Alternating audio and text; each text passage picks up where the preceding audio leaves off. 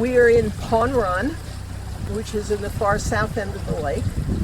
It is one of the 10 sediment impaired coves, and in terms of sediment accumulation is rated number 1. Not something that anybody should be proud of, but that's the way it is. It's an absolutely gorgeous cove, nestled with mountains in the background, beautiful stream that flows in here.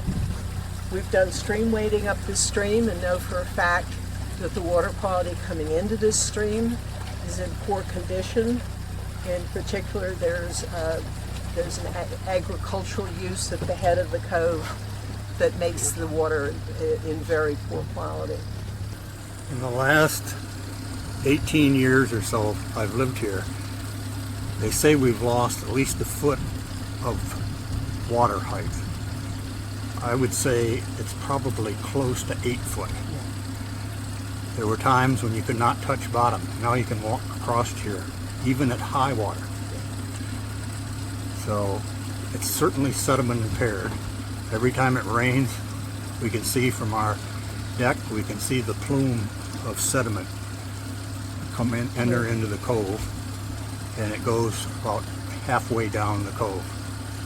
Certainly that is sediment in flotation, and it settles to the bottom.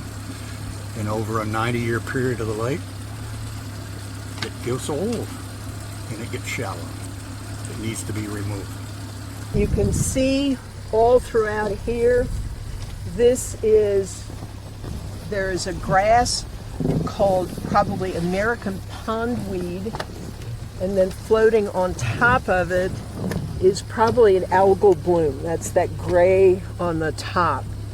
And this whole cove up here is just, you can see it, that it's scattered all over. We saw coming in a threaded algal bloom, which is like this round, bright green ball that floats along, and it's got lots of very thin threads of algal. This cove has Eurasian water milfoil growing in here. They have hydrilla, which is an invasive species plant, and the water quality is just, why anybody would let anybody swim in this is just beyond me. I would never do it. If it pans up to the end of the cove, we used to be able to do a kayak up there, but if you could look at it now. Different years on these sediment impaired coves, different years have just different qualities. Different plants grow and take over.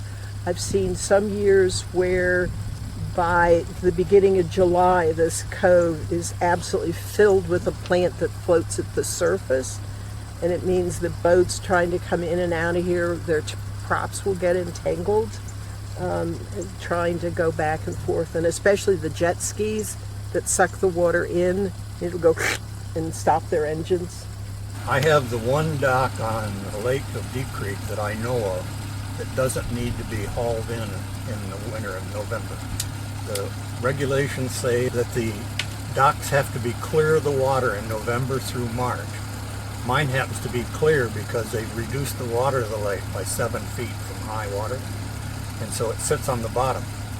I have a special dispensation from DNR, achieved maybe 10 years ago, so that I do not have to pull the dock from dry land to dry land.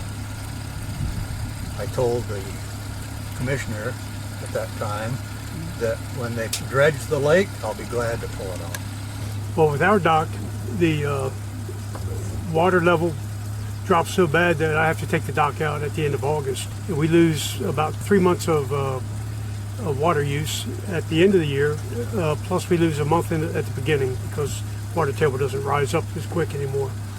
And we've appealed it. We've gotten a $2,500 a year tax credit for loss of use, and I'm considering to reappeal because we'll continue to lose use, especially with the invasive species and everything. That's really what's tearing our boats up. I live on the main lake. I'm actually one of the lucky ones that don't have to deal with the cove, except when I want to go visit friends. I can swim off my dock. I don't have a problem. Okay. But it used to be that when I swam in the lake, I could see underwater, I could see the rocks down 15 to 20 feet deep.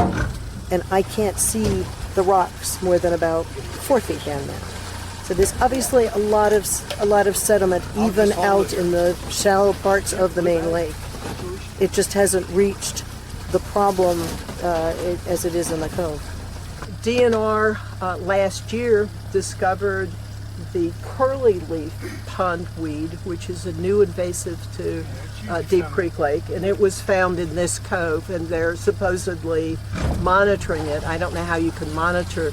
The water quality is so dense you can't see anything. The algal bloom is the scummy looking stuff. There's the American pondweed, which is the green. I don't even want to touch this.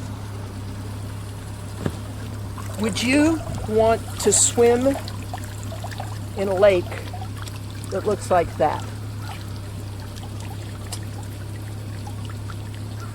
And you'd see people come down and let their little kids swim in this.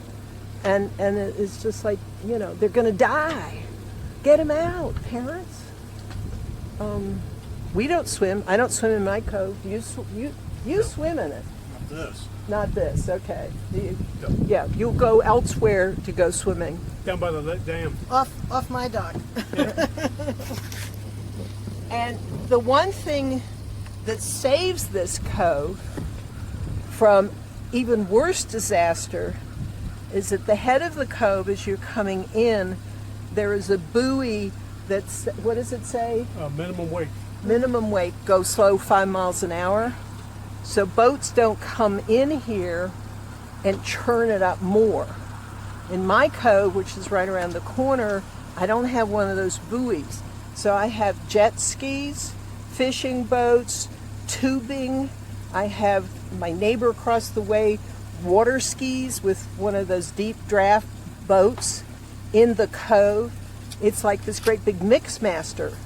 So it's circulating all of the mud and the sediment and the pollutants constantly.